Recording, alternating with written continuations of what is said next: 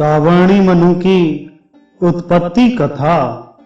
श्री मैत्रेय जी बोले, हे विप्र, आपने ये 7 अतीत मनमंत्रों की कथा कही। अब आप मुझसे आगामी मनमंत्रों का भी वर्णन कीजिए।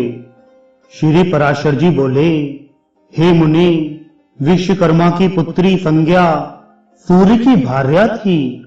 उससे उनके मनु, यम और यमी 3 संतानें हुई।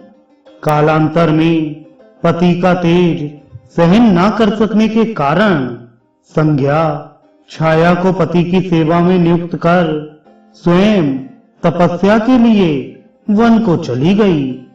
सूर्य देव ने यह समझकर कि यह संज्ञा ही है, छाया से शनैश्चर, एक और मनु तथा तप्ती, ये 3 संतानें उत्पन्न की। एक दिन छाया रूपिणी संज्ञा ने क्रोधित होकर अपने पुत्र के पक्षपात से यम को शाप दिया। तब सूर्य और यम को विदित हुआ कि यह तो कोई और है। तब छाया के द्वारा ही सारा रहस्य खुल जाने पर सूर्य देव ने समाधि में स्थित होकर देखा कि संज्ञा घोड़ी का रूप धारण कर वन में तपस्या कर रही है। अतः उन्होंने भी अश्व रूप होकर उससे 2 अश्विनी कुमार और रेत स्वराब के अभ्यंतर ही रेवंत को उत्पन्न किया।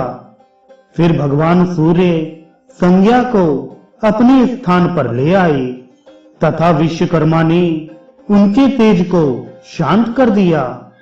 उन्होंने सूर्य को धृमी यंत्र पर चढ़ाकर उनका तेज छांटा, किंतु वे उस अक्षुण तेज का केवल अष्टमांश ही छीन कर सके। हे मुनि सत्तम, सूर्य के जिस जाज्वल्यमान वैष्णव तेज को विश्वकर्मा ने छांटा था वह पृथ्वी पर गिरा। उस पृथ्वी पर गिरे हुए सूर्य के तेज से ही विश्वकर्मा ने विष्णु भगवान का चक्र, शंकर का त्रिशूल, कुबेर का विमान, कार्तिकेय की शक्ति बनाई तथा अन्य देवताओं के भी जो शस्त्र थे उन्हें उससे पुष्ट किया।